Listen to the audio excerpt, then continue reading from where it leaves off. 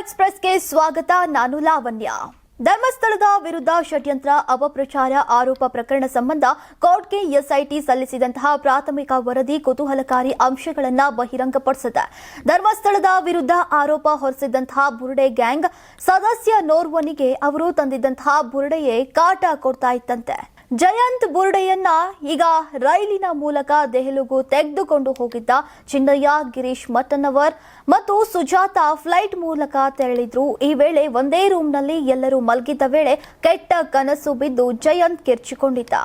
ಇದೇ ಕಾರಣಕ್ಕೆ ಹೆದರಿ ವಾಪಸ್ ಬುರುಡೆ ತರೋಕೆ ಒಪ್ಪದೆ ಅದನ್ನ ದೆಹಲಿಯಲ್ಲೇ ಬಿಟ್ಟು ಬೆಂಗಳೂರಿಗೆ ವಾಪಸ್ ಆಗಿದ್ದ. ಬಳಿಕ ಮತ್ತೆ ವಿಮಾನದ ಮೂಲಕ ದೆಹಲಿಗೆ ತೆರಳಿದಂತಹ ಜಯಂತ್ ರೈಲಿನ ಮೂಲಕ ದೆಹಲಿಯಿಂದ ನೇರವಾಗಿ ಬೆಂಗಳೂರಿಗೆ ಬುರುಡೆಯನ್ನ ತಂದಿದ್ದ.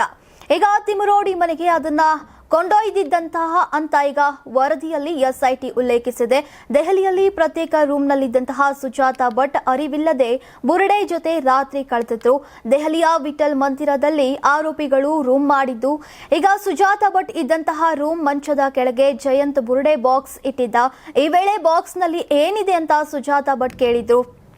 ಏನಿಲ್ಲ ಅಂತ ಹೇಳಿ ಜಯಂತ್ ಸುಮ್ಮನಾಗಿದ್ದ. ಹೀಗಾಗಿ ಅಂದು ರಾತ್ರಿ ಸುಜಾತ ಭಟ್ ಮಲಗಿದ್ದಂತಹ ಮಂಚದ ಕೆಳಗೆ ಬುರುಡೆ ಇತ್ತು. ಅದೇ ರಾತ್ರಿ ಜಯಂತ್ಗೆ ಕೆಟ್ಟ ಕನಸು ಕೂಡ ಬಿದ್ದಿತ್ತಂತೆ.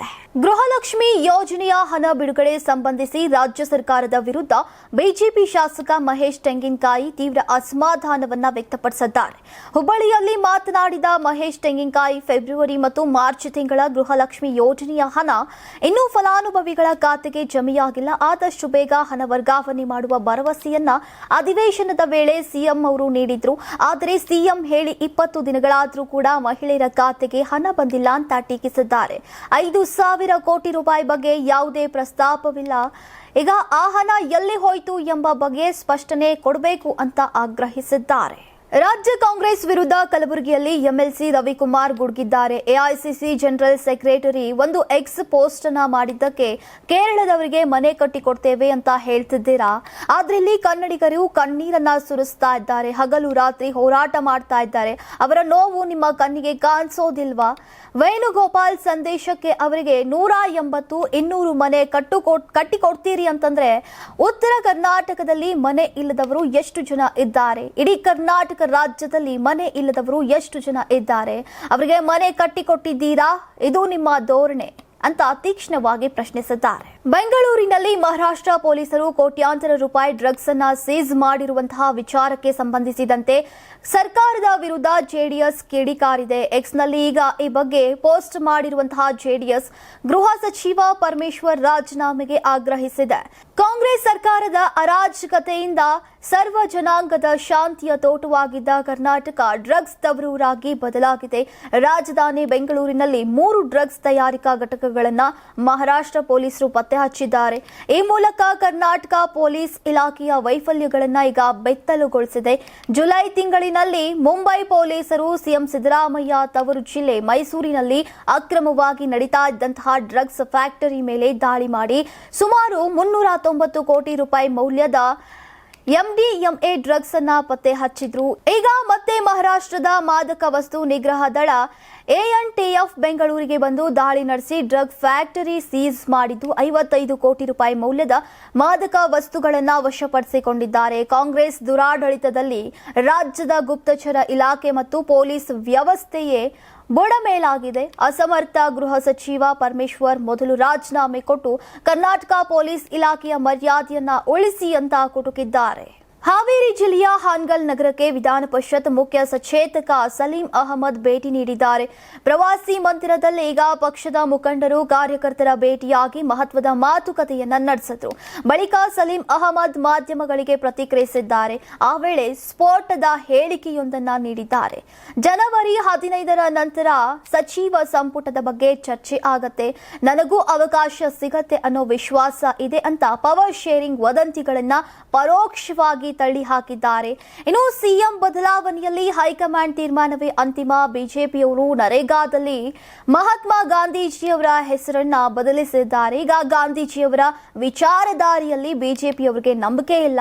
ದೇಶದಾದ್ಯಂತ ಜನವರಿ 5ರಂದು ಬಿಜೆಪಿ ವಿರುದ್ಧ ಪ್ರತಿಭಟನೆ ಮಾಡ್ತೀವಿ.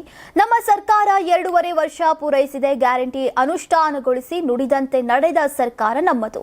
ಸಿಎಂ ಮತ್ತು ಡಿಸಿಎಂ ನೇತೃತ್ವದಲ್ಲಿ ಸರ್ಕಾರ ಬಹಳ ಬಲಿಷ್ಠವಾಗಿ ನಡೀತಾ ಇದೆ. ಕಾಂಗ್ರೆಸ್ ಪಕ್ಷದಲ್ಲಿ ಯಾವುದೇ ರೀತಿಯ ಬನ ಇಲ್ಲ. ಈಗ ಭಾರತೀಯ ಜನತಾ ಪಾರ್ಟಿಯವರಿಗೆ ಕೆಲಸ ಇಲ್ಲ ಅಂತ ಈಗ ಸಲೀಂ ಅಹಮದ್ ಅವರು ಹೇಳಿದ್ದಾರೆ. ಗಂಗಾವತಿ ಶಾಸಕ ಜನಾರ್ದನ್ ರೆಡ್ಡಿಗೆ ಮತ್ತೆ ಗಣಿ ಲೂಟಿ ಸಂಕಷ್ಟ ಎದುರಾಗಿದೆ. ಆಂಧ್ರದ ಅನುಮತಿ ಬಳಸಿ ಈಗ ರಾಜ್ಯದ ಗಡಿ ಒತ್ತುವರಿ ಮಾಡಿದ್ದಂತಹ ಆರೋಪಕ್ಕೆ ಸಂಬಂಧಿಸಿದಂತೆ ಸುಪ್ರೀಂ ಕೋರ್ಟ್ ನಿವೃತ್ತ ನ್ಯಾಯಾಧೀಶ ಸುಧಾಂಶು ದುಲಿಯಾ ನೇತೃತ್ವದಲ್ಲಿ ಈಗ ಸಮಿತಿಯನ್ನ ಮಾಡಲಾಗಿತ್ತು. ಬಳ್ಳಾರಿಗೆ ತಿಂಗಳ ಹಿಂದೆ ಸರ್ವೆಗೆ ಬಂದಿದ್ದಂತಹ ಸಮಿತಿಯಿಂದ ಗಡಿ ಒತ್ತುವರಿ ಬಗ್ಗೆ ಈಗ ವರದಿಯನ್ನ ಸಲ್ಲಿಕೆ ಮಾಡಲಾಗಿದೆ. ಆಂಧ್ರದ ರಾಯದುರ್ಗ ತಾಲೂಕಿನ ಪಲಪನಗುಡಿ ಗ್ರಾಮದಲ್ಲಿ ಡ್ರೋನ್ ಮೂಲಕ ನಡೆದಂತಹ ಸರ್ವೆಯಲ್ಲಿ ಜನಾರ್ದನ್ ರೆಡ್ಡಿ ಒಡೆತನದ OMC 2 ಹೆಸರಿನಲ್ಲಿ 39.50 ಹೆಕ್ಟೇರ್, ಅಂತರ ಗಂಗಮ್ಮ ಹೆಸರಿನಲ್ಲಿ ಈಗ 68.50 ಹೆಕ್ಟೇರ್ ಪ್ರದೇಶಗಳಲ್ಲಿ ಗಣಿ ಗುತ್ತಿಗೆ ಪ್ರದೇಶ ಮತ್ತು ಗಡಿಗಳ ಹೊಂದಾಣಿಕೆ ಆಗಿಲ್ಲ. ಹೀಗಾಗಿ ಈ ಕಂಪನಿಗಳು ಕರ್ನಾಟಕ ರಾಜ್ಯದಲ್ಲಿ ಅತಿಕ್ರಮಣ ಮಾಡಿವೆ ಅಂತ ವರದಿಯಲ್ಲಿ ಉಲ್ಲೇಖಿಸಲಾಗಿದೆ. ಇನ್ನು 2026ರ ಜನವರಿ 5ರಂದು ದೆಹಲಿಯಲ್ಲಿ ಸಭೆ ನಡೆಯಲಿದೆ. ದಾಖಲೆ ಸಲ್ಲಿಸದೇ ಇದ್ರೆ ದುಲಿಯಾ ಸಮಿತಿ ವರದಿಯನ್ನ 3 ತಿಂಗಳ ಒಳಗೆ ಅಂತಿಮಗೊಳಿಸಿ ವರದಿ ಆಧಾರದ ಮೇಲೆ ಶಿಕ್ಷೆ ಪ್ರಕಟಿಸುವಂತಹ ಸಾಧ್ಯತೆ ಇದೆ. ಬೀದರ್ ಜಿಲ್ಲೆಯ ಬಸವ ಕಲ್ಯಾಣ ಕ್ಷೇತ್ರದ ಬಿಜೆಪಿ ಶಾಸಕ ಶರಣು ಸಲಗರ್ ವಿರುದ್ಧ ಈಗ ಎಫ್ಐಆರ್ ದಾಖಲಾಗಿದೆ. ಉದ್ಯಮಿ ಸಂಜೀವ್ ಕುಮಾರ್ ಸುಗುರೆ ಎಂಬುವವರು ಬೀದರ್ ಜಿಲ್ಲೆಯ ಬಸವ ಕಲ್ಯಾಣ ಪೊಲೀಸ್ ಠಾಣೆಗೆ ದೂರನ್ನ ನೀಡಿದ್ದಾರೆ. 2023ರ ಚುನಾವಣೆ ಸಂದರ್ಭದಲ್ಲಿ ಉದ್ಯಮಿ ಸಂಜು ಸುಗುರೆಯಿಂದ 99 ಲಕ್ಷ ರೂಪಾಯಿ ಸಾಲ ಪಡೆದಿದ್ರಂತೆ. ಸಾಲ ಪಡೆಯುವ ವೇಳೆ ಶ್ಯೂರಿಟಿಗಾಗಿ ಖಾಲಿ ಚೆಕ್ ಹಾಗೂ ಲೆಟರ್ ಹೆಡ್ ಮೇಲೆ ಸೈನ್ ಅನ್ನ ಮಾಡಿಕೊಟ್ಟಿದ್ರು. ನಿಗದಿತ ಅವಧಿಯೊಳಗೆ ಹಣವನ್ನ ಮರುಪಾವತಿಸದ ಕಾರಣ ಶಾಸಕರ ಮೇಲೆ ಈಗ ಶಾಸಕರ ಚೆಕ್ ಅನ್ನ ಬ್ಯಾಂಕಿಗೆ ಸಲ್ಲಿಸಿದಾಗ ಅದು ಬೌನ್ಸ್ ಆಗಿದೆ. ಈ ಘಟನೆ ನಂತರ ಶಾಸಕ ಶರಣು ಸಲಗರ್ ಅವರ ವಿರುದ್ಧ ಈಗ ದೂರನ್ನ ನೀಡಿದ್ದಾರೆ. ದೂರು ದಾಖಲಾದ ನಂತರ ಶಾಸಕರ ವಿರುದ್ಧ ಪೊಲೀಸರು ಎಫ್ಐಆರ್ ಅನ್ನ ದಾಖಲಿಸಿಕೊಂಡಿದ್ದಾರೆ. ಈ ಪ್ರಕರಣವು ರಾಜಕೀಯ ವಲಯದಲ್ಲಿ ತೀವ್ರ ಚರ್ಚೆಗೆ ಕಾರಣವಾಗಿದೆ. ಇನ್ನು ಹಣ ವಾಪಸ್ ಕೊಡಿ ಅಂತ ಮನೆಗೆ ಹೋದ್ರೆ ಅವಾಚ್ಯ ಶಬ್ದಗಳಿಂದ ಬೈದು ಧಮಕಿ ಹಾಕಿದ್ದಾರೆ ಅಂತ ದೂರಿನಲ್ಲಿ ಉದ್ಯಮಿ ಸಂಜಯ್ ಕುಮಾರ್ ಅವರು ಉಲ್ಲೇಖಿಸಿದ್ದಾರೆ. ಹೊಸ ವರ್ಷಾಚರಣೆ ಹಿನ್ನೆಲೆ ರಾಜ್ಯದ ಹಲವು ಪ್ರವಾಸಿ ತಾಣಗಳಿಗೆ ಮುಂಜಾಗ್ರತಾ ದೃಷ್ಟಿಯಿಂದ ಪ್ರವಾಸಿಗರನ್ನ ನಿಷೇಧಿಸಲಾಗಿದೆ.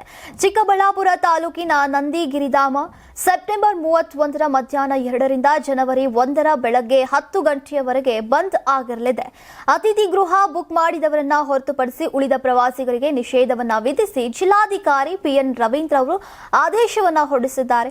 ಇನ್ನು ಕುಡಿದ ಪ್ರವಾಸಿಗರಿಗೆ ಮೋಜು ಮಸ್ತಿ ಮಾಡುವುದನ್ನ ತಡೆಯುವ ಜೊತೆಗೆ ಕಾನೂನು ಸುವ್ಯವಸ್ಥೆ ಕಾಪಾಡುವ ನಿಟ್ಟಿನಲ್ಲಿ ಕ್ರಮವನ್ನ ಕೈಗೊಳ್ಳಲಾಗಿದೆ. ಇನ್ನು ಚಿಕ್ಕಮಗಳೂರು ಜಿಲ್ಲೆಯಲ್ಲೂ ಕೂಡ ಜಿಲ್ಲಾಡಳಿತ ಅಲರ್ಟ್ ಆಗಿದೆ. ಮುಳ್ಳಯ್ಯನಗಿರಿ, ಸೀತಾಳಯ್ಯನಗಿರಿ ಸೇರಿ ಈಗ ಹಲವಾರು ಪ್ರವಾಸಿ ತಾಣಗಳಿಗೆ ಡಿಸೆಂಬರ್ 31ರ ಸಂಜೆ 6 ಗಂಟೆಯಿಂದ ಜನವರಿ 1ರ ಬೆಳಗ್ಗೆ 6 ಗಂಟೆಯವರೆಗೆ ನಿರ್ಬಂಧವನ್ನ ವಿಧಿಸಲಾಗಿದೆ. ಈ ಬಗ್ಗೆ ಚಿಕ್ಕಮಗಳೂರು ಜಿಲ್ಲಾಧಿಕಾರಿ ಮೀನಾ ನಾಗರಾಜ್ ಅವರು ಆದೇಶವನ್ನ ಹೊರಡಿಸಿದ್ದಾರೆ.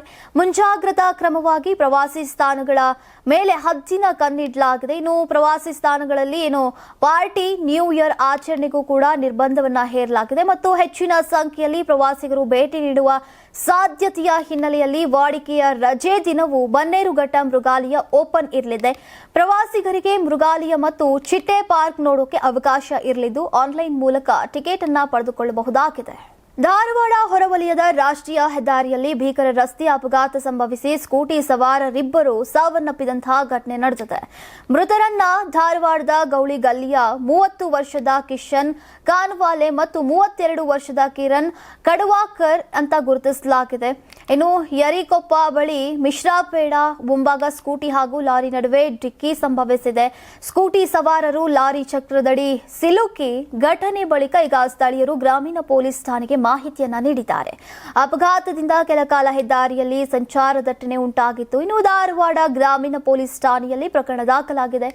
ಹುಬ್ಬಳ್ಳಿ ಧಾರವಾಡ ರಾಷ್ಟ್ರೀಯ ಹೆದ್ದಾರಿಯಲ್ಲಿ ಪದೇ ಪದೇ ಅಪಘಾತಗಳು ನಡೀತಾನೆ ಇವೆ. ಶೀಘ್ರವೇ ಕಾಮಗಾರಿ ಪೂರ್ಣಗೊಳಿಸಿ ಅಪಘಾತಕ್ಕೆ ಕಡಿವಾಣ ಹಾಕಬೇಕು ಅಂತ ಸಾರ್ವಜನಿಕರು ಆಗ್ರಹಿಸುತ್ತಿದ್ದಾರೆ. ಕೊಪ್ಪಳ ಜಿಲ್ಲೆಯ ಕೊಕನೂರು ತಾಲೂಕಿನ ಮಸಬ ಹಂಚಿನಾಳ ಗ್ರಾಮದಲ್ಲಿ ವಿಸ್ತಾರ್ ಕನಸು ಕಿಶೋರಿ ಸಂಘಟನೆಯ ವತಿಯಿಂದ ತಾಲೂಕು ಮಟ್ಟದ ಕಿಶೋರಿ ಪಾರ್ಲಿಮೆಂಟ್ ಸಭೆಯನ್ನ ಅರ್ಥಪೂರ್ಣವಾಗಿ ನಡೆಸಲಾಯಿತು.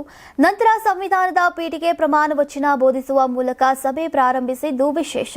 ಇನ್ನು ಕೊಕನೂರು ತಾಲೂಕಿನ ವಿವಿಧ ಗ್ರಾಮಗಳಲ್ಲಿ ಬಾಲಕಿಯರು ಎದುರಿಸ್ತಾ ಇರುವಂತಹ ಹಲವಾರು ಗಂಭೀರ ಸಮಸ್ಯೆಗಳ ಬಗ್ಗೆ ಪ್ರಸ್ತಾಪಿಸಲಾಯಿತು. ಬಸ್ ಸೌಲಭ್ಯ, ಬಸ್ ನಿಲ್ದಾಣ, ಆಟದ ಮೈದಾನ, ಕಾಂಪೌಂಡ್ ಹಾಗೂ ಶುದ್ಧ ಕುಡಿಯುವ ನೀರು, ಶೌಚಾಲಯ, ಮುಟ್ಟಿನ ಪ್ಯಾಡ್ ಸೇರಿದಂತೆ ಹಲವು ಸಮಸ್ಯೆಗಳ ಬಗ್ಗೆ ಚರ್ಚಿಸಲಾಯಿತು. 15 ಗ್ರಾಮ ಪಂಚಾಯಿತಿಗಳ ಅಧ್ಯಕ್ಷರು, ಪಿಡಿಒಗಳು ಭಾಗಿಯಾಗಿದ್ದು ಸಮಸ್ಯೆಗಳನ್ನ ಪರಿಹರಿಸುವ ಬಗ್ಗೆ ಭರವಸೆಯನ್ನ ನೀಡಿದ್ದಾರೆ. ಇನ್ನು ಇದೇ ವೇಳೆ ವಿಸ್ತಾರ್ ಸಂಸ್ಥೆಯ ನಿರ್ದೇಶಕರಾದಂತಹ ಆಶಾ ಕೂಡ ಉಪಸ್ಥಿತರಿದ್ದರು. ಕರ್ನಾಟಕ ಟಿವಿ ಮತ್ತು ಆಟ್6 ವತಿಯಿಂದ ಸಂಕ್ರಾಂತಿ ಹಬ್ಬದ ಪ್ರಯುಕ್ತ ರಾಜ್ಯ ಮಟ್ಟದ ರಂಗೋಲಿ ಸ್ಪರ್ಧೆ. Sponsor Saptagiri university. Associate sponsor Jeeni slim. Jeeni ಮನೆಯಲ್ಲಿದ್ದರೆ ನೀವು ಸ್ಲಿಮ್ ಆಗೋದು guarantee. Co sponsors Shri Sai gold palace, ನಿಮ್ಮ ವಿಶೇಷ ಸಂದರ್ಭಗಳ ಸಂಗಾತಿ. Nandana palace, legendary Andhra restaurant chain. KMF Nandini, ನಮ್ಮ ನಂದಿನಿ ನಮ್ಮ ಹೆಮ್ಮೆ. ಕೆಎಸ್ಡಿಎಲ್ ಮೈಸೂರು ಸ್ಯಾಂಡಲ್, 100% ಶುದ್ಧ ಶ್ರೀಗಂಧದ ಎಣ್ಣೆಯಿಂದ ತಯಾರಿಸಿದ ಏಕೈಕ ಸಾಬೂನು. ಬೆಂಗಳೂರು ಸೇರಿದಂತೆ ರಾಜ್ಯದ ಹಲವೆಡೆ ಸ್ಪರ್ಧೆಯಲ್ಲಿ ಭಾಗಿಯಾಗಿ ಆಕರ್ಷಕ ಬಹುಮಾನ ಗೆಲ್ಲಿ. ಹೆಸರು ನೋಂದಾಯಿಸಲು ಕರೆ ಮಾಡಿ 9113549531. ತಾಲೂಕು, ಜಿಲ್ಲಾ ಮಟ್ಟ ಹಾಗೂ ಬೆಂಗಳೂರಿನಲ್ಲಿ ಏರಿಯಾವಾರು ಸಂಕ್ರಾಂತಿ ರಂಗೋಲಿ ಸ್ಪರ್ಧೆ. ಅರ್ಹತಾ ಸುತ್ತಿನಿಂದ ಗ್ರ್ಯಾಂಡ್ ಫಿನಾಲೆ ತನಕ ಪ್ರತಿ ಹಂತದಲ್ಲೂ ನಗದು ಬಹುಮಾನ. ಅರ್ಹತಾ ಸುತ್ತಿನ ಮೊದಲ ಬಹುಮಾನ 5,000 ರೂಪಾಯಿ. ಅರ್ಹತಾ ಸುತ್ತಿನ ದ್ವಿತೀಯ ಬಹುಮಾನ 3,000 ರೂಪಾಯಿ. ಅರ್ಹತಾ ಸುತ್ತಿನ ತೃತೀಯ ಬಹುಮಾನ 2,000 ರೂಪಾಯಿ. ಫಿನಾಲೆಯ ಮೊದಲ ಬಹುಮಾನ 30,000 ರೂಪಾಯಿ. ಫಿನಾಲೆಯ ದ್ವಿತೀಯ ಬಹುಮಾನ 20,000 ರೂಪಾಯಿ. ಫಿನಾಲೆಯ ತೃತೀಯ ಬಹುಮಾನ 10,000 ರೂಪಾಯಿ. ಒಟ್ಟಾರೆ 5 ಲಕ್ಷ ನಗದು ಬಹುಮಾನ ವಿತರಣೆ.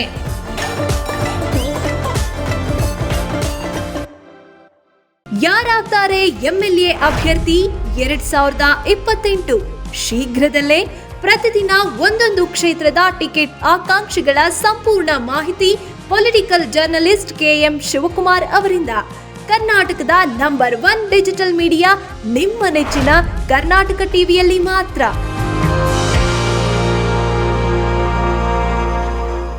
ನೀವು ಸಣ್ಣ ಆಗ್ಬೇಕಲ್ವಾ? ಅದು ಒಂದು ಉತ್ತಮ ಆಹಾರದಿಂದ ಸಣ್ಣ ಆಗ್ಬೇಕಲ್ವಾ? ಪ್ರತಿದಿನ ನಮ್ಮ ಜೀನಿ ಸ್ಲಿಮ್ ನ ಯೂಸ್ ಮಾಡಿ ಯಾವುದೇ ಸೈಡ್ ಎಫೆಕ್ಟ್ ಇಲ್ದಂಗೆ ನೀವು ಸಣ್ಣ ಆಗ್ತೀರಾ.